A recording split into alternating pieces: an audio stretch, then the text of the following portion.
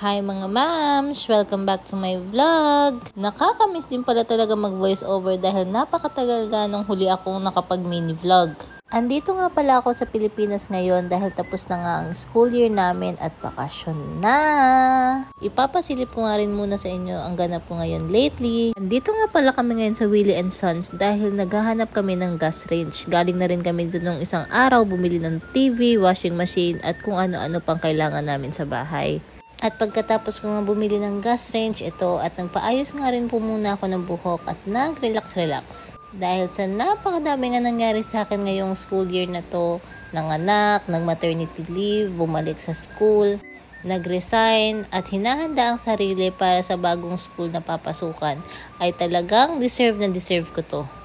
Yes po, tama po yung narinig nyo na meron po akong bagong school na papasukan at pagtuturuan. Masakit man at mahirap sa akin iwanan yung dati kong school kung saan ako nagsimula at nagkaroon ng experience sa Hong Kong, pero syempre kailangan natin ng growth. Napakalaking opportunity rin na ma-hire sa isang school kung saan merong ibang curriculum, ibang students at new environment. Tumakas lang din pala ako sa baby ko habang natutulog siya. Kaya ayan, pagkagising, niyaya siya ng mami ko, daddy ko at ng kapatid ko na pumunta muna sa mall. Pansin ko nga rin pala talaga ang energy level ng anak ko kapag andito sa Pilipinas. Ibang-iba kapag nasa Hong Kong siya. Dito kasi sa Pilipinas, syempre malaki ang bahay, mas makakagalaw siya at mas marami siyang activities. At ngayon nga lang din namin masusulit ang bakasyon dahil napagdesisyonan ko na hindi nga magturo sa summer school. Dahil sabi ko nga, katapos ko lang manganak at may bago akong school na papasukan, kaya kailangan ko muna ng break at mag-relax. Sobrang thankful nga pala ako sa parents ko dahil andyan talaga sila para alagaan din ang mga apo nila. Including na rin ang mga kapatid ko na talagang bantay sarado sa mga pamangkin nila. Dito nga rin pala sa probinsya namin sa Masbate, meron kaming tinatawag na Santo Entierro. Every Friday bukas ito, kaya ngayong araw pupunta kami dito. Nakagisna na pala namin na talagang kada Friday ay pumupunta kami dito simula pa ng bata kami. Kaya ngayon ay sinasanay ko rin yung anak ko na kung saan ay maa-adapt din niya yung mga natutunan ko nung bata pa ako.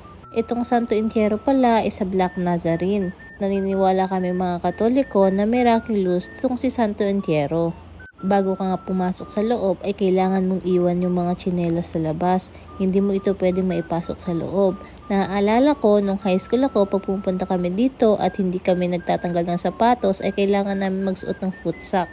And talagang meron kaming footsack na dala dahil required ito sa mga classroom namin nung high school kami. Grabe, sobrang tagal na nitong bahay na to kung saan nakalagay si Santo Entierro. Sobrang antique at sobra pa rin ganda. Kung talagang mapapansin nyo yung hagdan, sahig, kisame at mga pillars niyan, purong-purong kahoy. Napakatibay. Dayo talaga to ng mga Masbateños dahil tuwing Friday nga lang talaga to nag-o-open.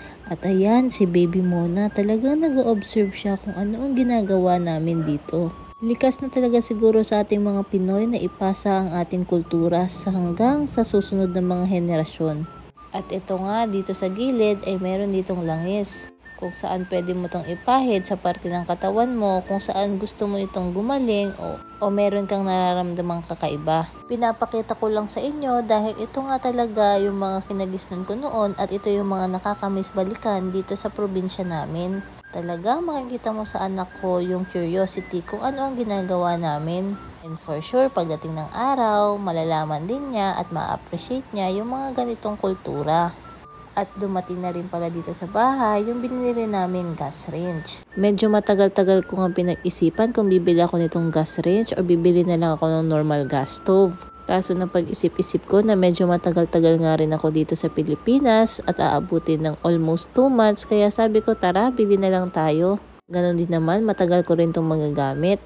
Maraming salamat po sa inyong panonood. Sa mga susunod na video ay mag-share po ako ulit ng mga tips kung paano maging isang teacher sa Hong Kong. See you next vlog. Bye!